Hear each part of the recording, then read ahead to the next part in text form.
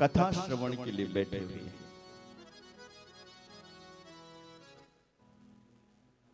नैमिषे सूतमासीन मविवाद्य महामतिम। श्री नैमिष भूमि में 88,000 महात्मा बैठे हुए हैं।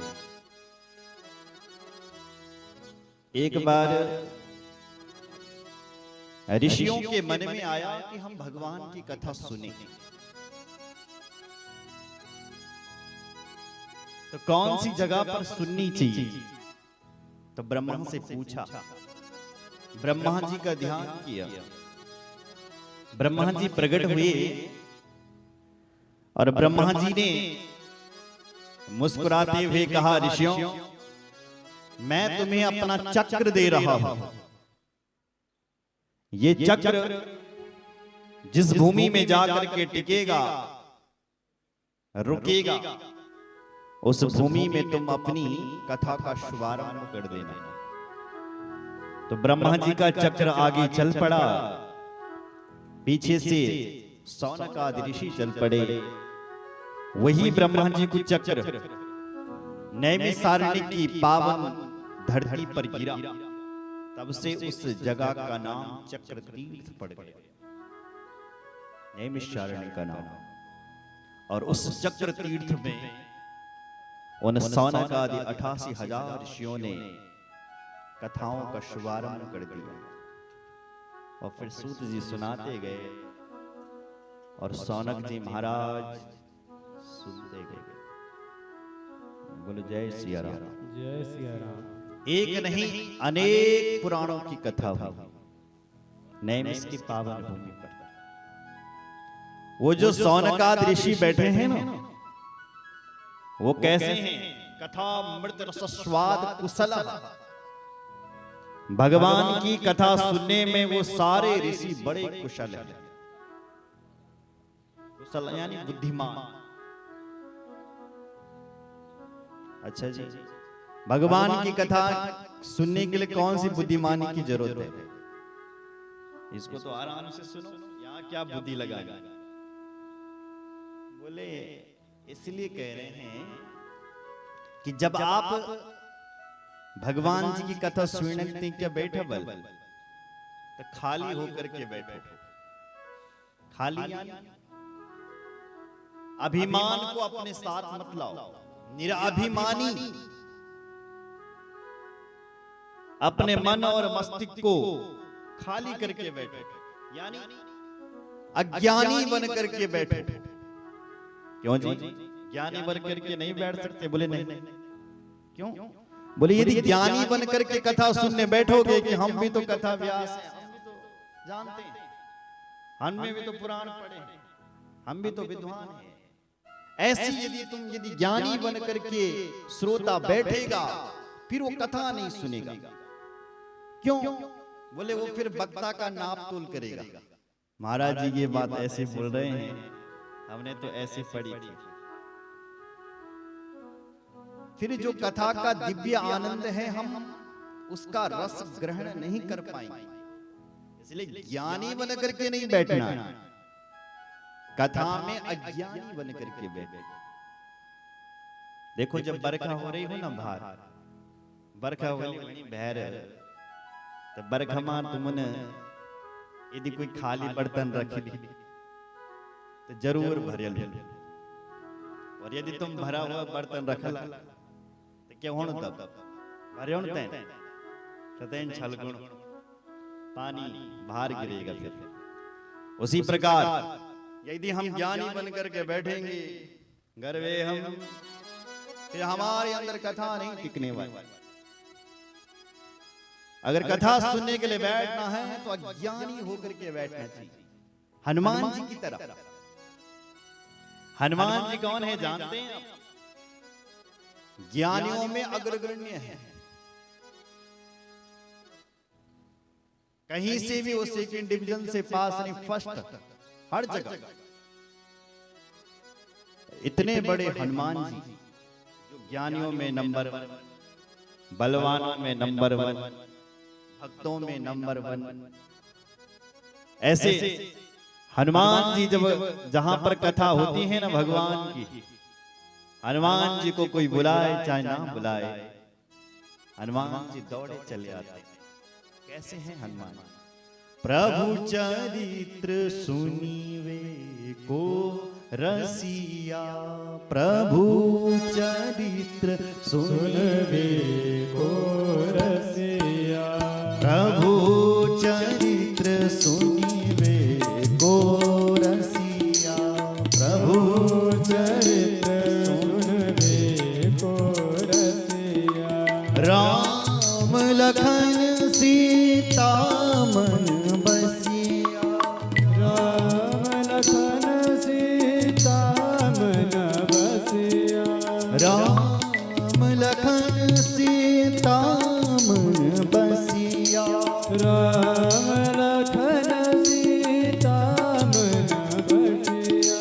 प्रभु चरित्र सुनीवे को रसिया, प्रभु चरित्र सुनवे को रसिया।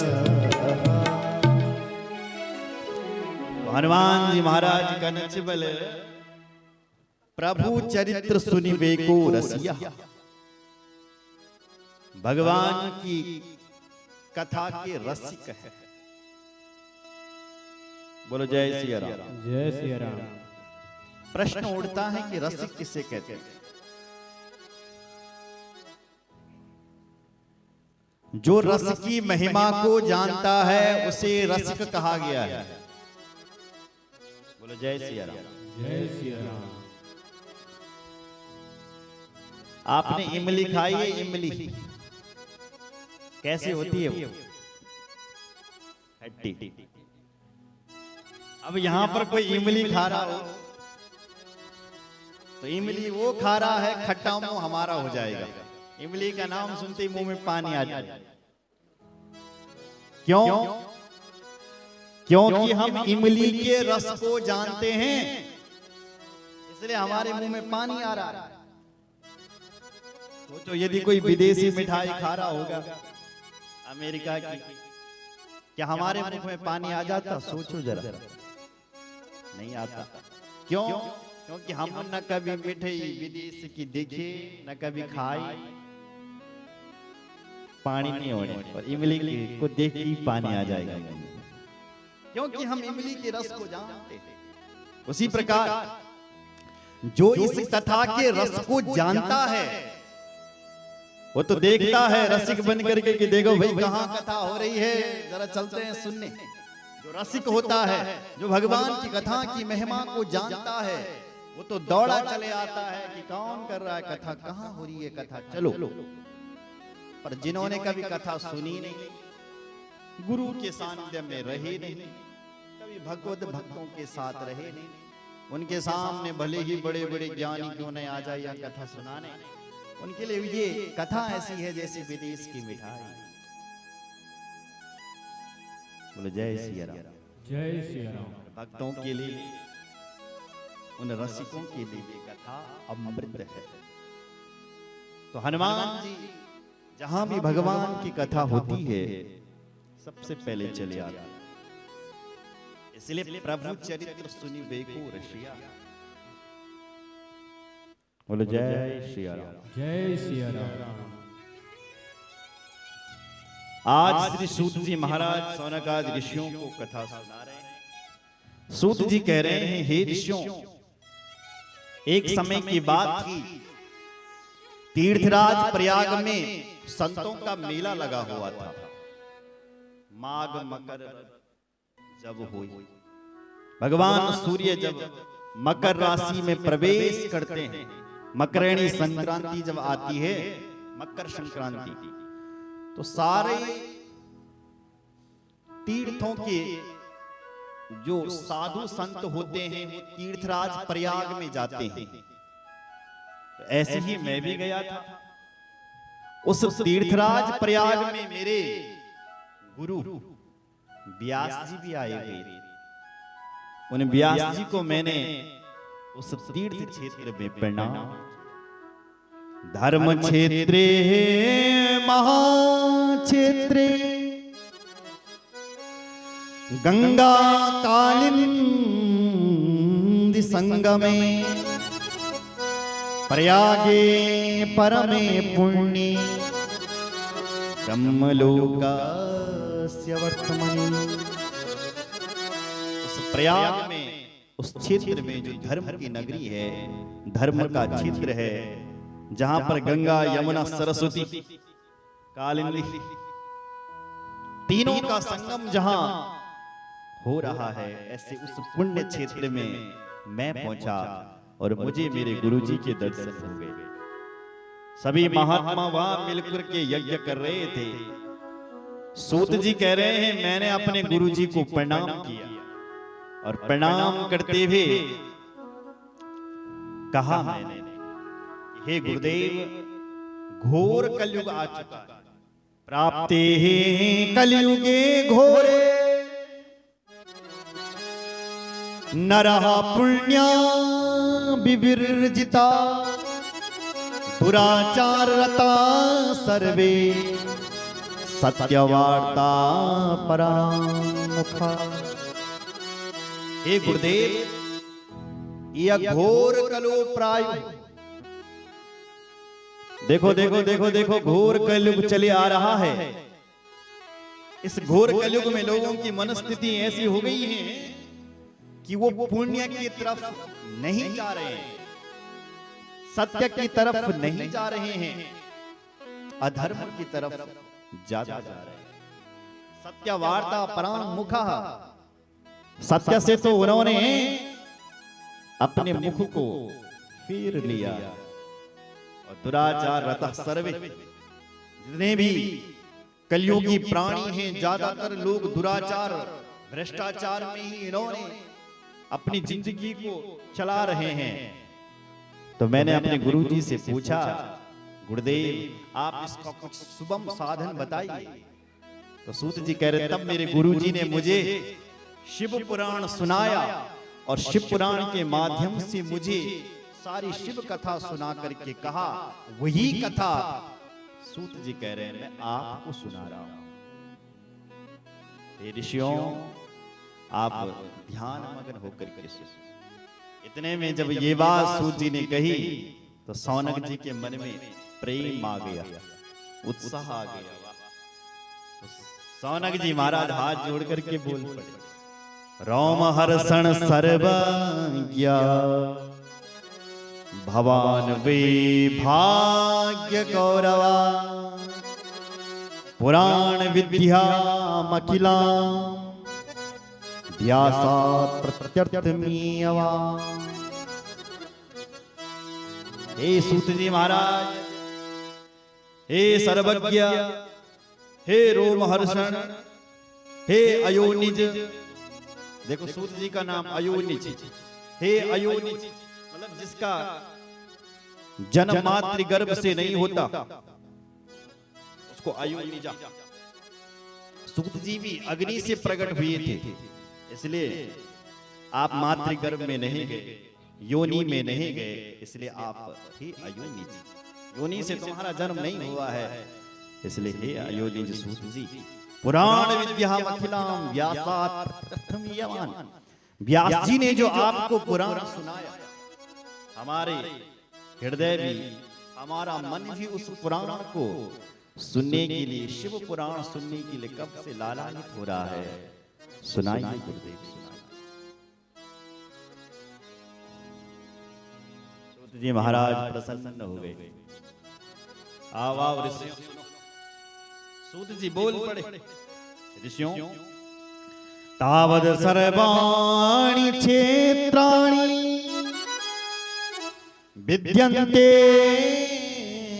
महीतले यावत् शिव पुराणं हि नोदेष्यति महीतले। हे सौनकादृश, धरती पर ये धरती तभी तक अंधकार में चल रही है जब तक लोगों ने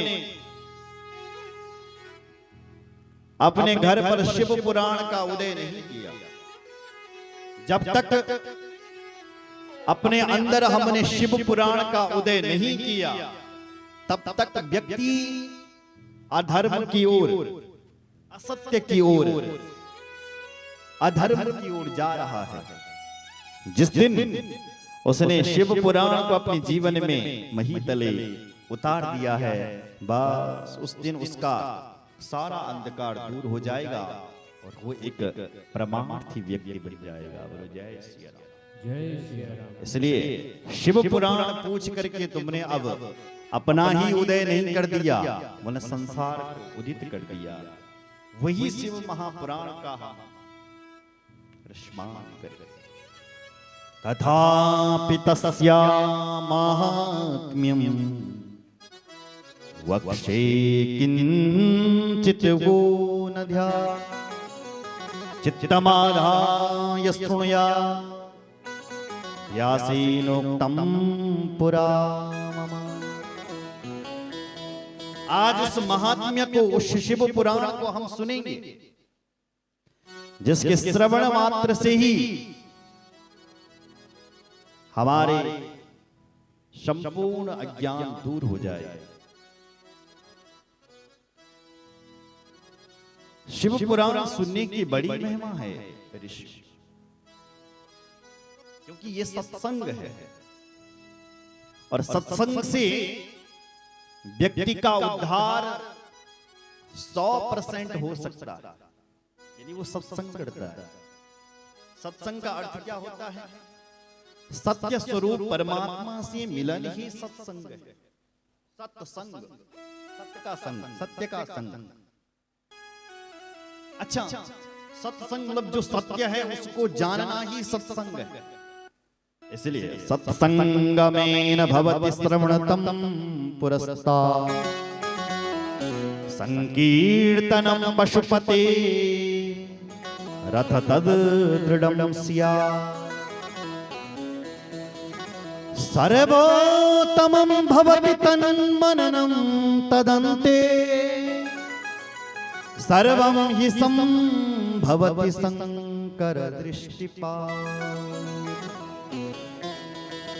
उस सत्संग से, और जब व्यक्ति सत्संग करेगा तो श्रवणम पुरस्तात्, भगवान के चरित्र को श्रवण करेगा, फिर कीर्तन करेगा, दृढ़स्या सर्वोत्तम, फिर उसको वो परमात्मा जो सर्वोत्तम है, शंकर जी हैं, उनकी ही कृपा प्राप्त कर देगा। बोलो शंकर भगवान जय हो। हे ऋषियों, मेरे गुरुजी ने मुझे ये कथा सुना करके कहा था कि हे सूत जी, एक समय की बात थी कि मेरे सामने सनकादिक ऋषि आए, सनत कुमार जी। उन्होंने ये कथा मुझे सुनाई है। तो सनकादिक ऋषियों ने व्यास जी को सुनाई। व्यास जी कह रहे हैं मैं आपको सुना रहा हूं। शिव पुराण की श्रवण की विधि ज्यादा है। श्रवणामृतते सक्तो लिंग वीरे च शंकरम संस्थां नित्यम अभ्यर्च्य तरी संसार सागरम। पहले तो जितना हो सके श्रवण से, मनन से और कीर्तन से व्यक्ति को अपना उद्धार करना चाहिए। पर कभी कभी ये भी अभाव हो जाए, यदि सोच लिया जाए कि यहां पर कथा हो रही है, किसी के पैर नहीं है, कोई चल नहीं सकता, तो वो कैसे सुनेंगे? वो तो नहीं सुन सकता, इसके लिए उसके लिए अभाव। अच्छा, तो कीर्तन हो सकता है कि कोई कीर्तन भी ना कर सके, किसी के हाथ ही नहीं, वो कैसे ताली बजाएगा? किसी के मुंह में आवाज ही नहीं, फिर वो कैसे भगवान के गुणानुवादों को गाए? फिर ये आप ऐसा दावा कैसा कर सकते हैं कि संकीर्तन मनन से ही उद्धार हो सकता है? हो सकता है कोई बोलना ही नहीं जानता है, वो कैसे कीर्तन करेगा? हो सकता है किसी के कान ही नहीं हो, कोई भैरव भी दुनिया में। तो दैन से पुराण की कथा सुने ते मिले नहीं, जब वो सुन दो ही नहीं तो उद्धार करना हो।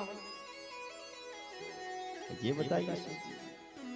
सूत जी कहते हैं उसका भी एक उपाय है। बोले उसका उपाय यह है कि जो व्यक्ति सुन नहीं सकता, मनन नहीं कर सकता, सत्संग नहीं कर सकता, भगवान के दर्शन नहीं कर सकता क्योंकि उसकी आंखें फूटी हुई है।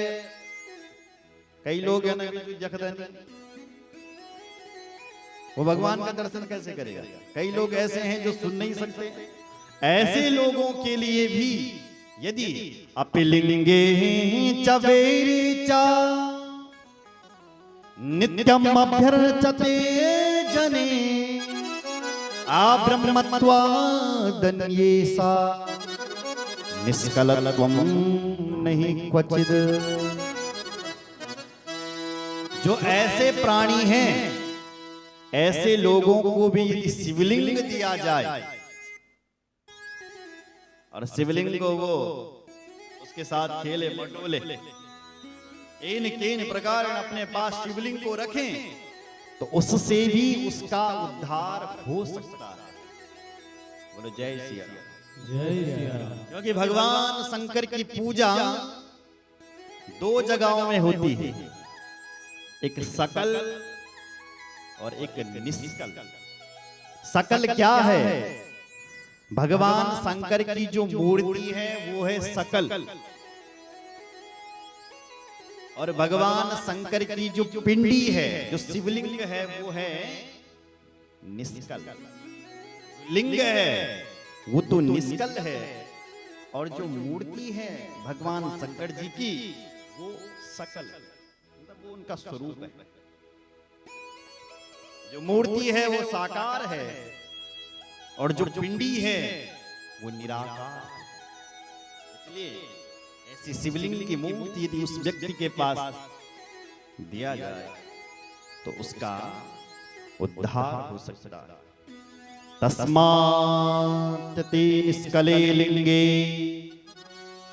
नाराधन्ते सुरेश्वरा आब्रह्मत्वा जीवत्वा अन्ये देवता गण।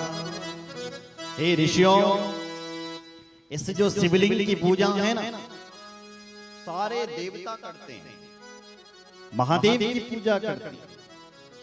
नराध्यांते सुरेश्वरः, जितने भी संसार के मृत्युलोक के नर नारी हैं, ये नर नारी विबल शिवलिंग की पूजा करते हैं। सुरेश्वरः, सुर कहते हैं देवताओं को। जितने भी ये सुरेश्वर हैं, ये देवता हैं, यह देवता भी भगवान शिव जी की पूजा करते हैं, शिवलिंग की पूजा करते हैं।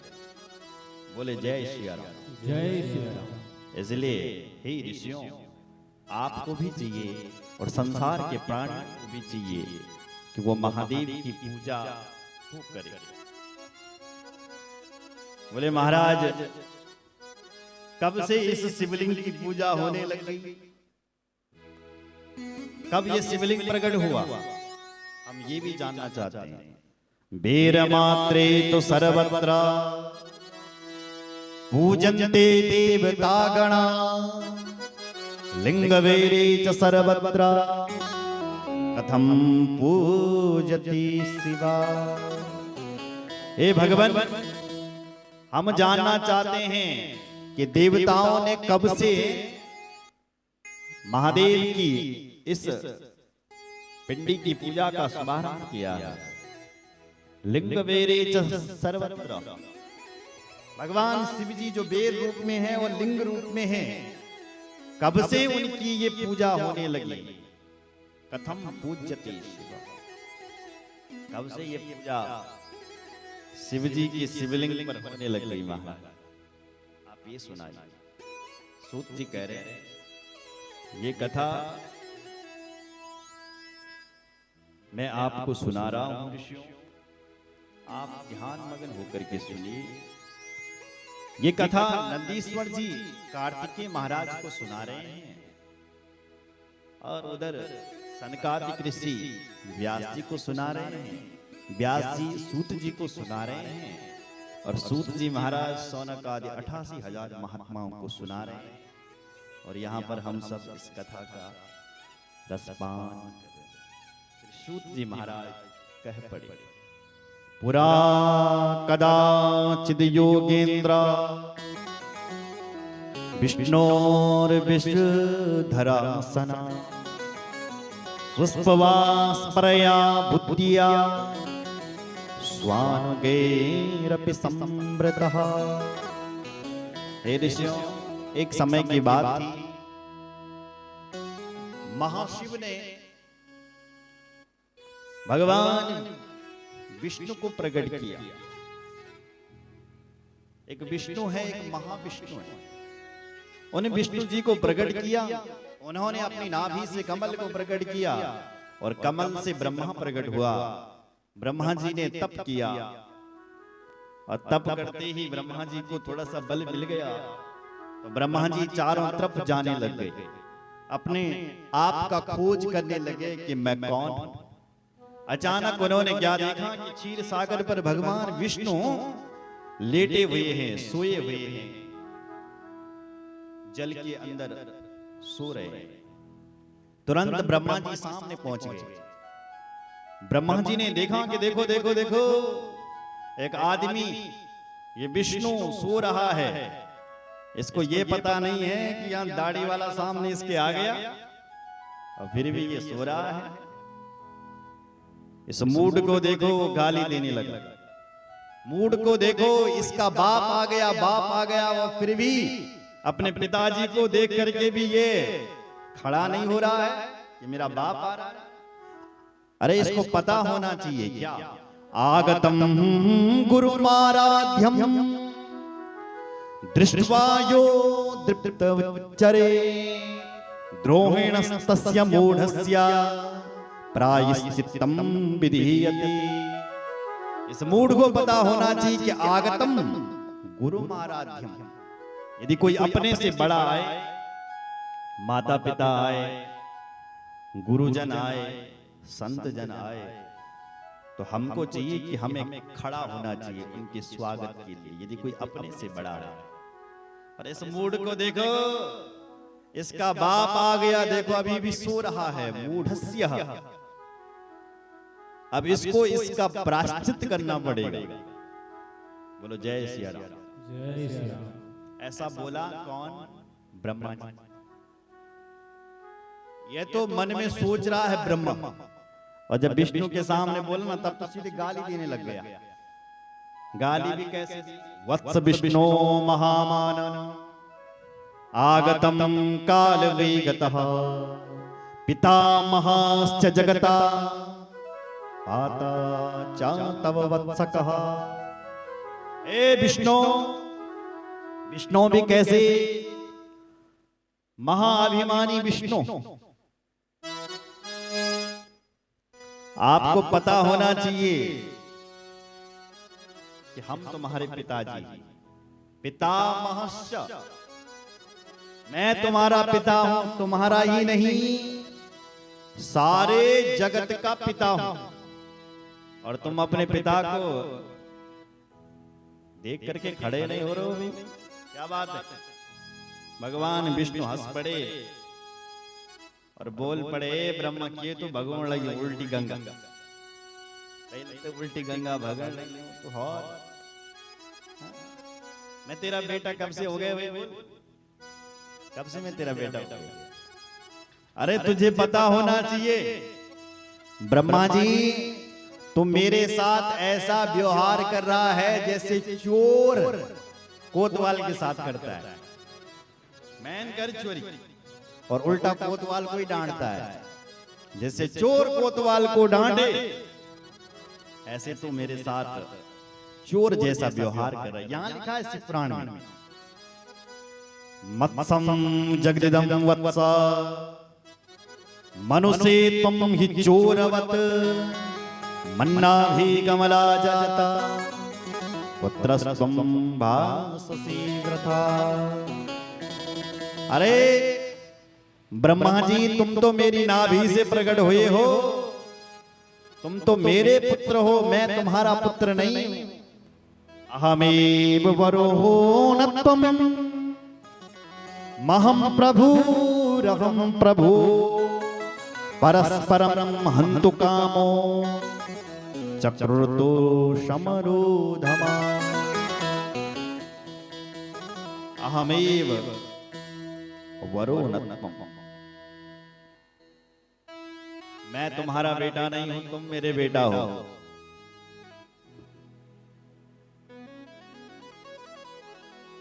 कहते हैं ये लड़ाई ब्रह्मा और विष्णु के बीच होती गई। एक बलाण लग्नु में तेरे पिताजी और हैं को बलाणो, अरे मैं तेरा पिता हूं।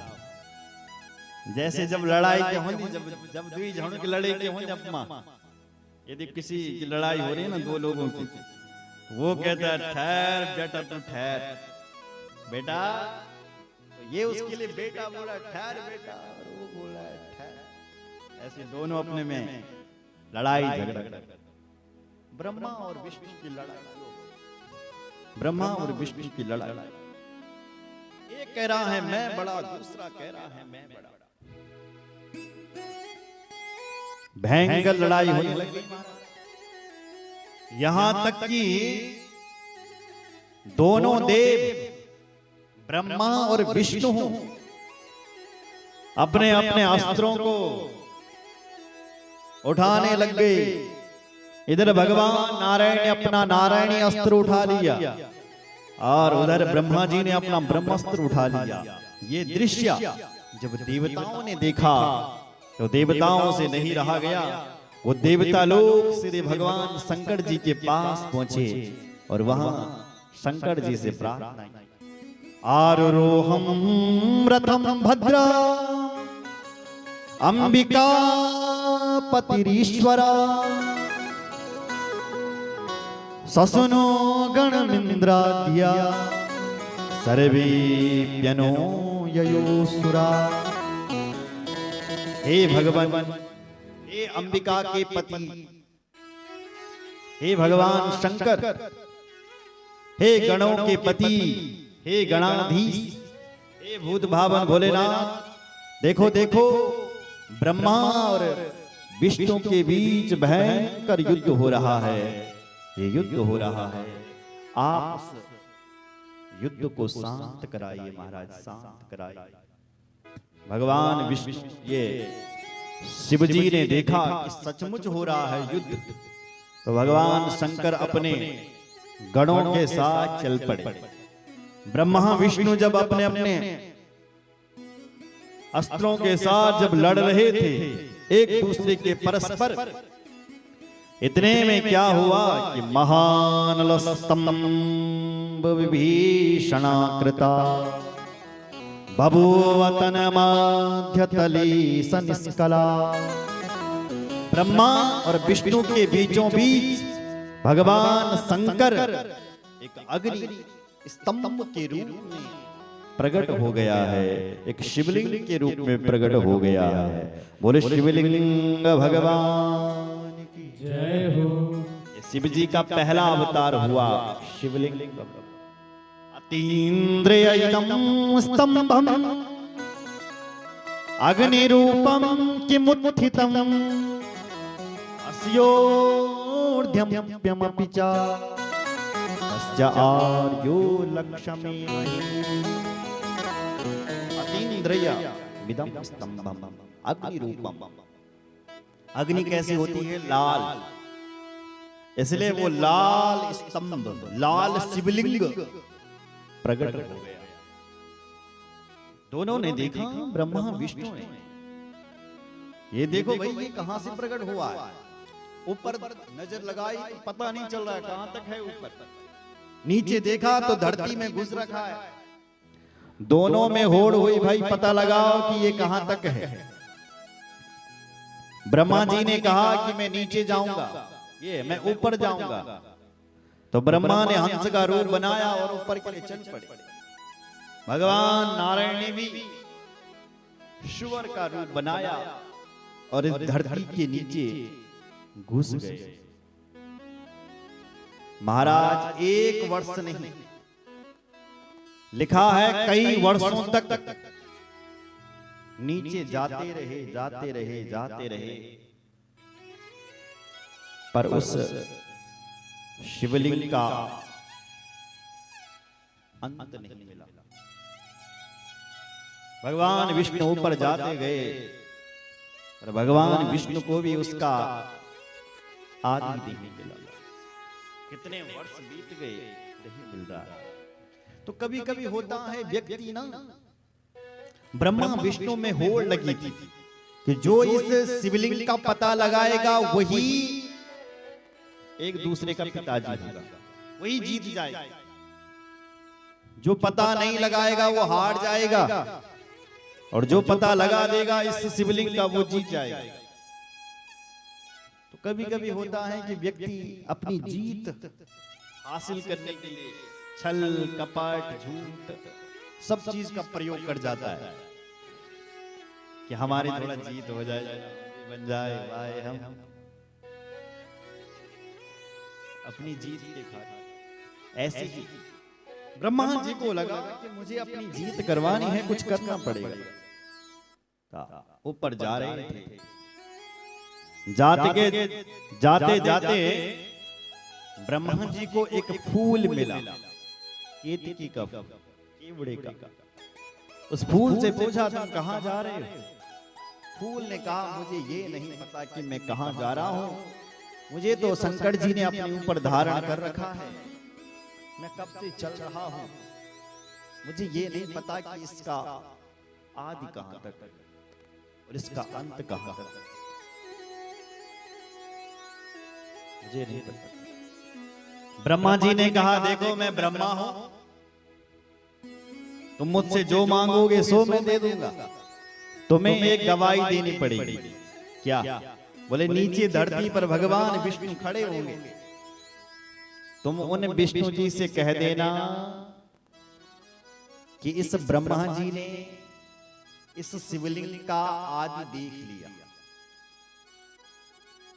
अंत देख लिया, बस तुम्हें सिर्फ इतना कहना है। देखना हम ब्रह्मा हैं, तुम जो चाहोगे हम तुम्हें वो पद दे देंगे। केवड़े के फूल को भी थोड़ा सा लालच आ गया होगा, उसने भी हाँ कर दिया और चल पड़े दोनों नीचे। इधर भगवान विष्णु कई सालों से इस धरती में घूम रहे थे। इस धरती के नीचे भी 7 लोक नीचे, अतल वितल सुतल तलातल रसातल पाताल, ऊपर भी लोग हैं, भूर्भुवः स्वः महाजन तप। 7 लोग ऊपर हैं, 7 लोग नीचे हैं, बीच पर ये मृत्यु लोक हैं। बोले मृत्यु लोक में विष्णु जी खड़े होंगे, तुम्हें उनसे कहना है इस ब्रह्मा जी ने इस शिवलिंग का आदि देख लिया। बोले ठीक। इधर भगवान विष्णु कई सालों से नीचे घूम रहे थे, उनको इसका अंत तो मिला नहीं, वो फिर ऊपर आ गए और ब्रह्मा जी का इंतजार करने लगे। देखा भगवान विष्णु ने कि ब्रह्मा जी आ रहे, तो स्वागत किया, आओ आओ ब्रह्मा जी, क्या तुमने इस शिवलिंग का आदि देखा? ब्रह्मा जी ने कहा पहले तुम बताओ, तुमने देखा? बोले नहीं। विष्णु भगवान ने सच बोला कि मैंने नहीं देखा। क्या तुमने देखा? तो ब्रह्मा जी ने अपनी जीत को करवाने के लिए हाँ कर दिया कि हमने तो देख लिया। भगवान विष्णु ने बोला क्या प्रमाण है तुम्हारे पास? बोले प्रमाण तो ये केतकी का फूल है। फूल से पूछा भैया क्या इस ब्रह्मा जी ने सचमुच शिवलिंग के आदि को देख लिया? तो केवड़े के फूल ने भी हाँ कर दिया। तो भगवान विष्णु ने कहा कि यदि तुमने ब्रह्मा जी, यदि शिवलिंग के आदि को देख लिया है तो ठीक है, हम तो छोटे ही हैं और तुम ही बड़े हो, हम ही तुम्हारे बेटा हैं और तुम ही हमारे पिताजी हो। आज से जगत में तुम्हारी ही पूजा होगी, तुम ही पूज्य हो और हम ही अपूज्य। जब नारायण जी ने ऐसा कहा कि तुम ही बड़े हो हम छोटे हैं, इतने में क्या हुआ महाराज कि उसी खंबे से भगवान शिव प्रकट हो गए। बोलो शंकर भगवान की जय हो। भगवान शिव जी को देख करके ब्रह्मा जी धड़ धड़ कांपने लगे, भयंकर क्रोध आया। ब्रह्मा ये भगवान शंकर ने अपनी जटा को पटका, जटा को उखाड़ा और उससे एक काल भैरव प्रकट हो गया। बोल काल भैरव भगवान की। काल भैरव से कहा, काल भैरव ये ब्रह्मा झूठ बोल रहा है, इसने मेरी पूजा को मिटाने के लिए झूठ बोला है कि मैंने शिव जी का आदि देख लिया। इसने नहीं देखा है, फिर भी इसने अपनी जीत के लिए झूठ बोला है विष्णु। इसलिए हे भैरव तुम जाओ और इस ब्रह्मा का सिर काटो। भैरव जी चल पड़े महाराज, और भैरव देवता को भयंकर क्रोध में आता हुआ भैरव जी ने उठाया खड़ग, पल्ले मारा, ब्रह्मा जी को मारा और ब्रह्मा जी का एक सर धड़ से अलग कर दिया। ब्रह्मा जी के 5 सिर थे, तो तब से ब्रह्मा जी के 4 सिर हो गए, एक सिर कट गया। ब्रह्मा जी ने देखा कि काल भैरव ने मेरा सर को काटा है, तो ब्रह्मा जी ने ब्रह्म हत्या को प्रकट कर दिया। जिसने काल भैरव का पीछा किया और काल भैरव के पीछे पीछे जाने लग गई ब्रह्म हत्या। अब आगे आगे काल भैरव जी भागे, पीछे पीछे ब्रह्म हत्या भाग रही है। काशी में जाकर के ब्रह्म हत्या ने काल भैरव जी को पकड़ लिया, पर तब तक काशी तो भगवान शिव जी की धरती है, वहां पर ब्रह्म हत्या नहीं पहुंच पाई काल भैरव के पीछे। इसलिए वहीं पर पीछे मुड़ करके जब काल भैरव जी ने देखा तो कहते हैं वहीं पर ही काल भैरव जी रुक गए। कब से भाग रहे थे, तो वहीं पर वाराणसी में ही, क्योंकि वो धरती शिव जी की है, वहीं पर ही फिर काल भैरव जी स्थापित हो गए। और आज भी लोग भैरव जयंती पर उस काल भैरव का दर्शन करते हैं और पुण्य के भागी बनते हैं। बोल शंकर भगवान की जय हो।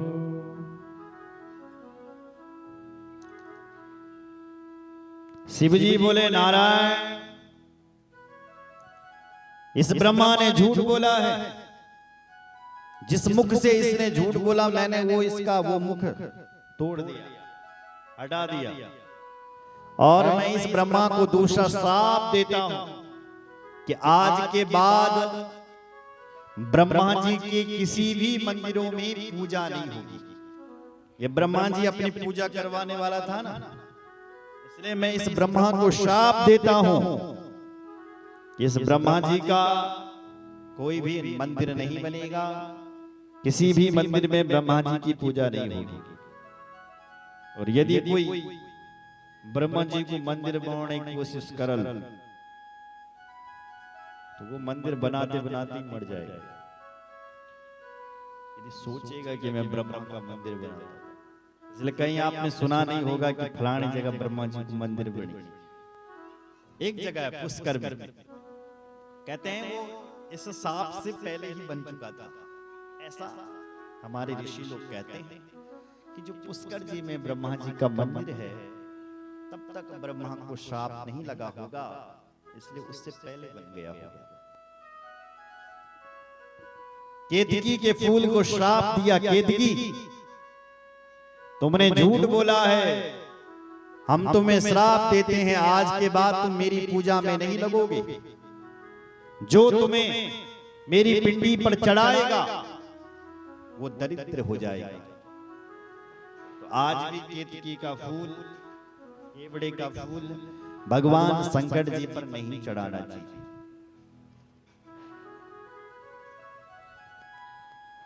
शंकर जी विष्णु भगवान के पास आए, भगवान विष्णु से कहा, हे भगवान विष्णु, वत्सः प्रसन्नोस्मि हरे तस्त्वा मे सत्वं ऋक्षानपि सत्यवाक्यम्। हे भगवान विष्णु, तुमने अपने मुख से सत्य बोला है, तुमने अपने मुख से झूठ नहीं बोला, सत्य बोला है। इसलिए हे नारायण, हे विष्णु, हम तुम्हें आशीर्वाद देते हैं कि जाओ, जगत में तुम्हारे मंदिर बनेंगे, इतने मंदिर बनेंगे कि जिसकी कोई सीमा नहीं, बहुत मंदिर बनेंगे और उन मंदिरों में तुम्हारी ही पूजा होगी। इतः परम ते पृथगात्मनस्य क्षेत्रा प्रतिष्ठोत्सव पूजनम च। जगत में तुम्हारे अवतार होंगे और तुम्हारी ही पूजा होगी। क्यों? क्योंकि तुमने सत्य बोला है। जो व्यक्ति अपने जीवन में सत्य बोलता है उसकी हमेशा जय होती है। असत्य तो आप 2 मिनट के लिए दूसरे को पराजित कर सकते हो, लेकिन सत्य तो कभी न कभी बाहर आएगा ही आएगा। बोलो जय सिया राम। जय श्री राम। इसलिए सत्य की हमेशा जय होगी। इसलिए हे नारायण, तुमने सत्य बोला है, जाओ जगत में तुम्हारे मंदिर बनेंगे, इतने मंदिर बनेंगे कि जिसकी कोई कल्पना भी नहीं होगी। तुम्हारे विविध अवतार, विविध तुम्हारी शक्तियां होंगी। ये दोनों ने ही ऐसा वरदान भगवान नारायण को दिया है। अगर आपने देवी भागवत सुना होगा कि तो देवी भागवत में भी आप देखोगे कि भगवान नारायण ने जब नवरात्रों का व्रत किया, देवी भागवत में जब भगवान नारायण ने नवरात्रों का व्रत किया तो देवी मां प्रकट हुई और उस समय देवी मां ने भगवान नारायण के लिए कहा, नारायण, तुमने मुझे इस शारदीय नवरात्रों में प्रसन्न कर दिया है। जाओ, मेरा वरदान है कि जगत में तुम्हारे बहुत अवतार हो और मैं तुम्हारी शक्ति बनूंगा। तुम राम बनोगे तो मैं सीता बनूंगी, तुम कृष्ण बनोगे तो मैं राधा बनूंगी। तो ये दोनों का वरदान नारायण। इधर शिवजी ने भी यही कहा, जाओ जगत में तुम्हारी पूजा होगी। उधर देवी मां ने देवी भागवत में आशीर्वाद दे रखा है कि नारायण तुम्हारी पूजा हो। इसलिए आप देखते होंगे भगवान नारायण के बहुत मंदिर हैं। जितने अवतार होंगे उतने उनके मंदिर भी होंगे। भगवान नारायण ने कहा, देखो भाई, मुझे तो आशीर्वाद मिल गया, पर मेरा एक बेटा,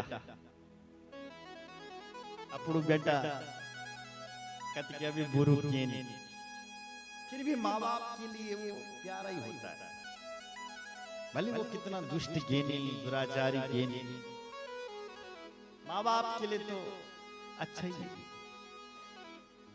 भगवान नारायण ने देखा ये ब्रह्मा भी तो मेरा ही बेटा है, भले ये ब्रह्मा कितना दुष्ट क्यों नहीं है, बस शिवजी से दया मांगी। शिवजी, अब तुम इस ब्रह्मा को माफ भी करो, मेरा ही तो बेटा है। अरे बच्चों में पशु बुद्धि आ जाती है कभी कभी, कोई बात नहीं, से माफ, इसको भी आप वरदान दो। तब शिवजी ने कहा, ब्रह्मा, वैसे तो मैं तुम्हें वरदान नहीं देने वाला था, पर भगवान नारायण यदि आग्रह कर रहे हैं तो जाओ, मैं तुम्हें वरदान देता हूं कि जहां भी यज्ञ होगा उस यज्ञ में तुम्हारी पूजा होगी। जिस यज्ञ में ब्रह्मा की पूजा नहीं होगी उस यज्ञ को महादेव कह रहे हैं, मैं स्वीकार नहीं करूंगा। जब तक ब्रह्मा की पूजा नहीं होगी तब तक मैं यज्ञ को स्वीकार नहीं करूंगा। जब ब्रह्मा की पूजा होगी, जब ब्रह्मा को बिठाया जाएगा, तब वह यज्ञ पूर्ण होगा। आज भी जो बड़े बड़े यज्ञ होते हैं, ये छोटे होते हैं, उनमें एक आचार्य होता है और एक ब्रह्मा होता है। बोलो जय श्री राम। जय श्री राम। ब्रह्मा का भाग सबसे पहले। केतकी भी दौड़ा चला आया। केतकी ने कहा, प्रभु मेरा भी उद्धार करो, मुझे क्यों छोड़ दिया? शिव जी दयालु हैं। शिव जी ने कहा, केतकी क्या करो, चलो छोड़ो, माफ कर देता हूं। आशुतोष है महादेव। भगवान शंकर जी बोले, केतकी जाओ, वैसे तो मैंने तुझे श्राप दे रखा है कि तुझे कोई मेरे ऊपर चढ़ाएगा तो वो दरिद्र हो जाएगा, पर यदि कोई शिवरात्रि के दिन यदि कोई मेरा मंडप बनाए और उस मंडप में यदि तेरे फूलों का मंडप बनाए, तो तब मैं तुझे स्वीकार कर दूंगा। आज भी शिव जी के ऊपर केतकी का फूल नहीं चढ़ाना चाहिए। यदि श्रृंगार करना है मंदिर का, मंदिर सजाना है या मंडप सजाना है शिव जी के लिए, तो वहां आप इस फूल को लगा सकते हैं। बोलो जय श्री राम। जय श्री राम। बोलो शंकर भगवान जय हो। अनाचल संकासम यदिदं लिंग मुत्थितम अरुणाचलमित्येवा तदिदं ख्यातिमेष्यति।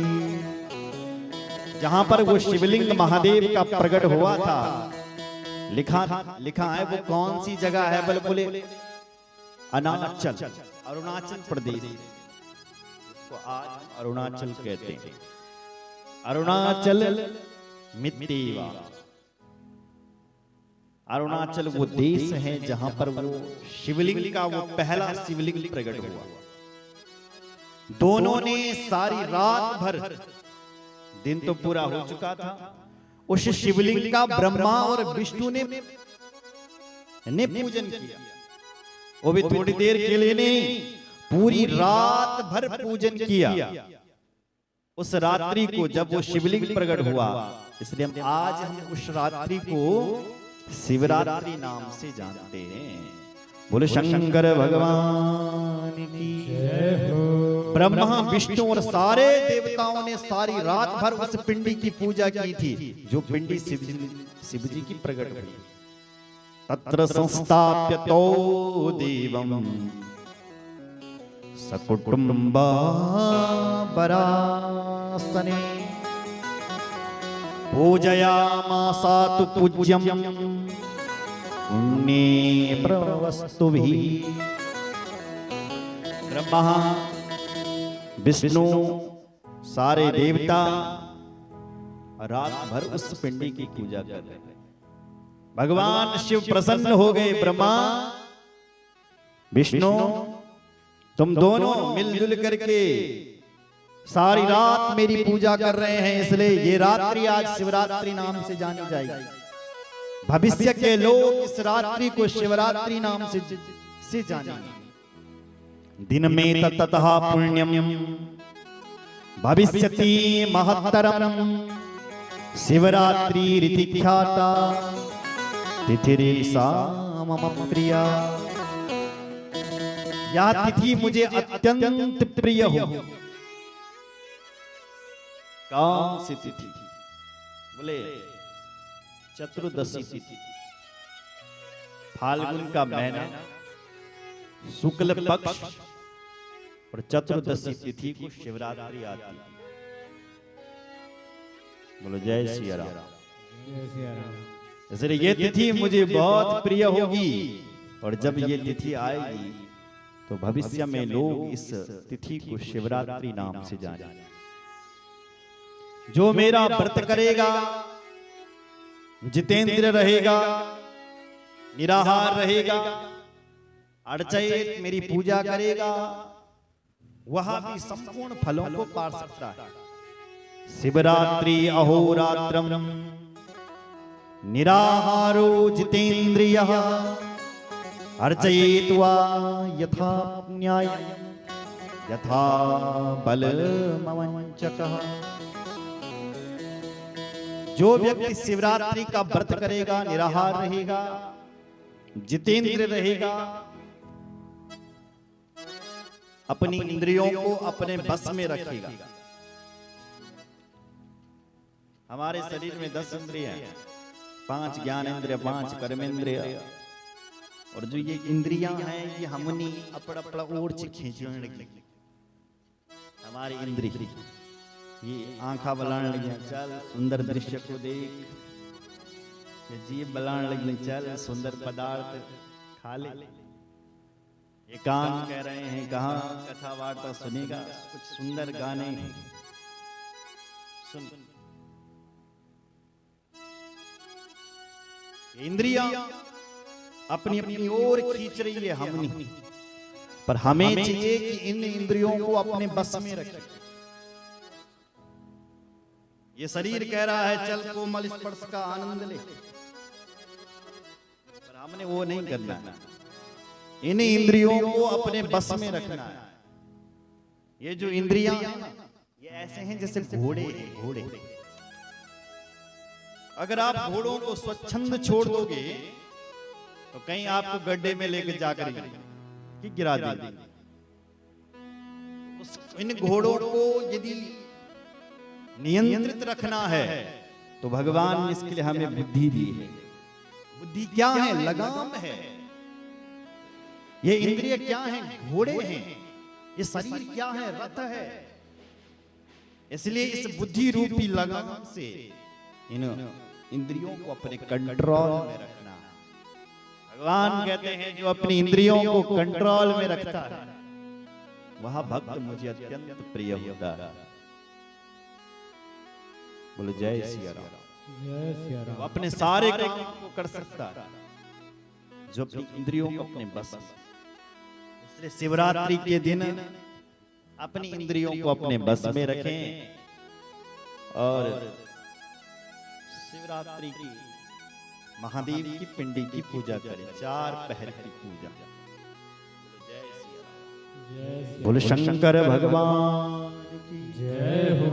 लिंग लक्षण युक्ता त्वा मम लिंगम भवेदितम् तदिदं नित्यम अभ्यर्च्यं युवाभ्याम मत्र पुत्रको। भगवान कहते हैं मैं मेरी जो लिंग में पूजा करता है वो कोई गलत पूजा नहीं करता है, वो साक्षात मेरी पूजा करता है। लिंग का अर्थ होता है प्रतीक। कुछ लोग शिव जी के